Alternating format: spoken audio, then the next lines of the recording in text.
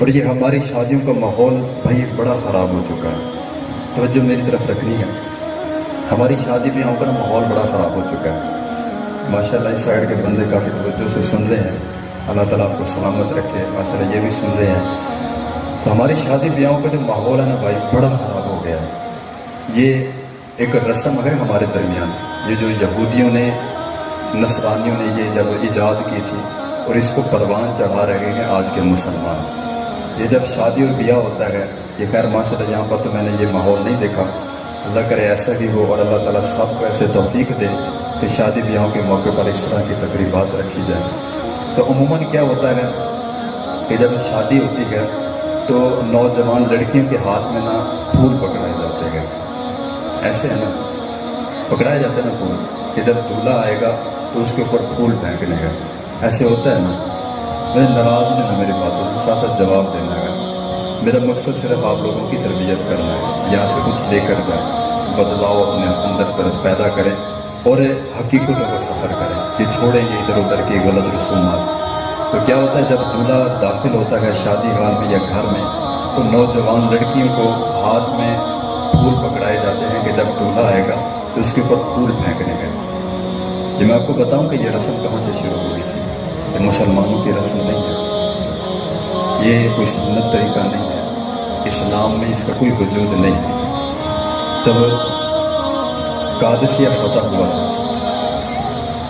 قادسیہ فتح ہونے کے بعد جب صحابہ کرام قادسیہ فتح ہو کر رہے تھے تو جب اس قادسیہ کے اندر داخل ہوئے تو اس کی عمارتیں بڑی خوبصورت تھیں اور بڑی اونچی اونچی بلڈنگیں تھیں اور بڑی دور دور سے صحابہ کرام آتے تھے دیکھنے کے لیے کہ ماشاءاللہ بڑی مہارت دکھائی ہے جس نے یہ بلڈنگیں بنائی ہیں. بڑی اونچی اونچی بلڈنگیں تھیں.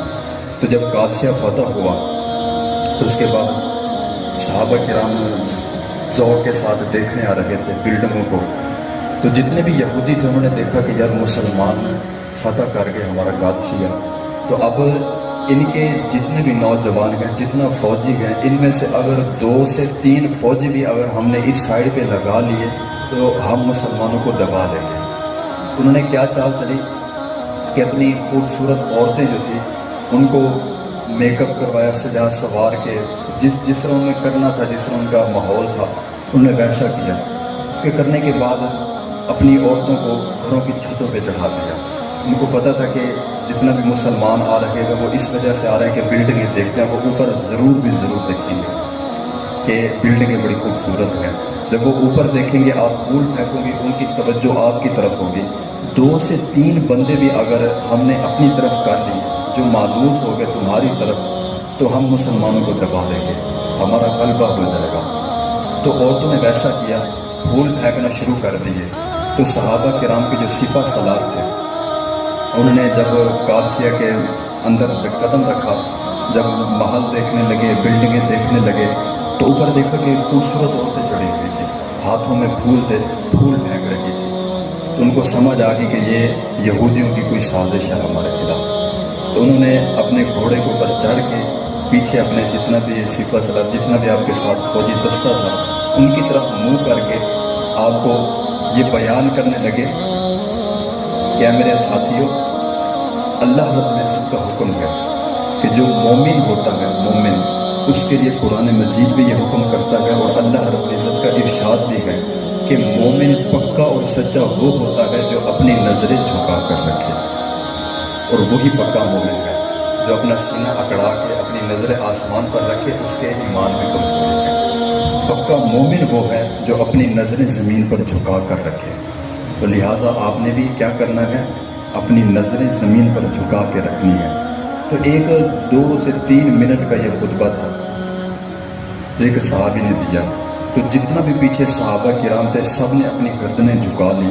2 سے 3 ہزار یا 10,000 یہ تاریخ میں ملتا ہے اتنے صحابہ کرام کا لشکر تھا. سارا کا سارا وہاں سے گزر گیا. عورتیں پھول پھینکتی رہی. کسی بھی صحابی نے گردن اٹھا کر اوپر نہیں دیکھا. تو جتنی بھی عورتیں تھیں انہوں نے اپنے مردوں کو کہا حیف ہے تمہارے اوپر ہمیں کہ ایک مسلمان دستہ جو یہاں سے گزرا ہے, اتنا بڑی تعداد تھی ان کی. تو ان کا جو سپہ سالار تھا جو ان کی کمان کو سنبھال رہا تھا انہوں نے 1 منٹ کا خطبہ دیا ہے تو اس خطبے کا اثر یہ ہوا کہ ان میں سے کسی نے بھی اوپر گردن نہیں اٹھائی، اور ان کو خراب کرنے کے لیے، ان کو ورگلانے کے لیے، ان کا ایمان کمزور کرنے کے لیے تم لوگوں نے اپنی عورتوں کا استعمال کیا۔ تو کیا ہی وہ اچھا دین ہے جو اپنے مردوں کو نظریں جھکانے کا حکم دیتا ہے۔ تو انہوں نے جتنی بھی تھالیاں تھیں وہ ساری ان کے منہ پر ماری، کہنے لگے تمہارا دین بھی جھوٹا اور تم بھی جھوٹے اور تم ذلیل، کہ اچھے تو وہ ہیں کہ جو عورتوں کی عزت رکھتے ہیں، جنہوں نے ہماری طرف نظر اٹھا کر نہیں دیکھا۔ تو جتنا بھی عورتیں تھیں وہاں پر، یہ تاریخ میں ملتا ہے، سب نے وہاں پر تھالیاں پھینکی، پھول سارے کے سارے پھینک دیے۔ اسی وقت کہنے لگے آج سے ہم محمد عربی کا کلمہ پڑھیں گے اور آج سے ہم مسلمان کہہ پائیں گے۔ وہ رسم وہاں سے چلی تھی، وہ انہوں نے تو چھوڑ دی، لیکن اس کو آج ایک مسلمان پروان چڑھا رہا ہے، رنگ دے رہا ہے۔ میں یار درد دل سے یہ پوچھنا چاہتا ہوں آپ تمام لوگوں سے کہ جب دولہا شادی حال میں داخل ہوتا ہے یا کسی گھر میں جب اس کی آمد ہوتی ہے، جب اس کا ویلکم کیا جاتا ہے، تو کیا اس کے ساتھ بزرگ ہوتے ہیں، اس کے ساتھ آئے ہوتے ہیں؟ یقیناً سارے نوجوان ہوتے ہیں۔ اور جو لڑکیاں پھول ہاتھ میں لے کر، تھالیاں لے کر کھڑی ہوتی ہیں استقبال کے لیے، کیا وہ بوڑھی تو نہیں ہوتی؟ وہ تو پہلے جناب ہمارا یہ سسٹم ہے کہ شادی 10 دن بعد ہوگی، 10 دن پہلے جناب دولہے کی بہنیں جو ہیں، ناراض ہیں نا میری بات سے، دولہے کی بہنیں 10 دن پہلے جناب تھال کو الٹا کر کے جناب چمچیاں مار مار کے تھال سارے جنگے کر دیتی ہیں۔ یہ تو ہماری حالت ہے، بجائے اس کے کہ وہاں پر قرآن مجید کی تلاوت ہوتی، وہاں پر نعت خوانی ہوتی ہے جی، نہیں بلکہ کیا ہوتا ہے کہ ایسے عجیب عجیب سی رسومات ہم نے اپنے اوپر مسلط کر لی ہے کہ آج ہماری شادیاں بہت مشکل بن گئی ہیں۔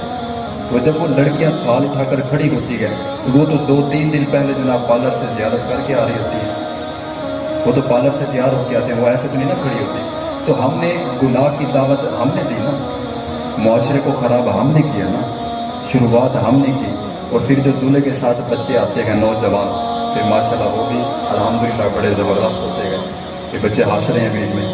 وہ اب دیکھیں نا ہمارے بچے جب شادی ہوگی نا جی، جائیں گے جناب یہ جی ہم پتہ نہیں کیا کیا عجیب عجیب سے بڑے سسٹم آ گئے ہیں اب جناب، وہ کوچی کر رہے ہیں، کبھی ادھر سے گھس رہے ہیں منہ کو، کبھی ادھر سے گھسا رہے ہیں منہ کو، اتنا منہ کو گھساتے اتنا گھساتے جناب اپنی اوریجنل جلد جو ہوتی ہے وہ ختم ہو جاتی ہے اور لال لال ٹماٹر بن کے آ جاتے ہیں۔ یہ ہماری حالت ہوتی ہے۔ وہ جس کو بولتے ہیں نا اپنی زبان میں، ماڈرن زبان میں، جب پپو بچہ بن کے آ گیا، تو پھر ان کی حالت یہ ہوتی ہے کہ وہ جناب داڑھیوں کے فیشن ڈیزائن بنوا کے جناب بڑی ٹھاٹ باڑ کے ساتھ آئیں گے، اور پھر یہ کمپٹیشن ہوتا ہے ان کا، لڑکیوں کا لڑکوں کا۔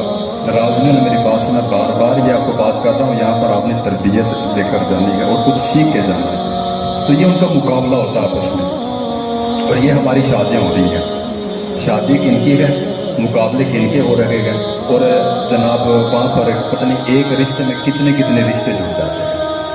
یہ تو مسلمانوں کی حالت رہ گئی۔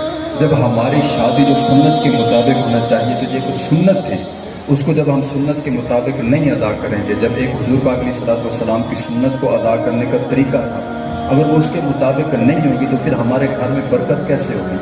پھر ہم کہتے ہیں جناب لڑکے والے خراب ہیں، پھر ہم کہتے ہیں لڑکی والے خراب ہیں۔ خراب تو وہ نہیں، خراب تو ہم خود ہیں کہ ہم نے شروعات ہی ایسے کی ہے کہ ہماری شروعات ہی بڑے غلط طریقے سے ہے، تو پھر ہم وہاں پر کیا جناب اس میں خیر و برکت کے اخلاق نہیں ہے۔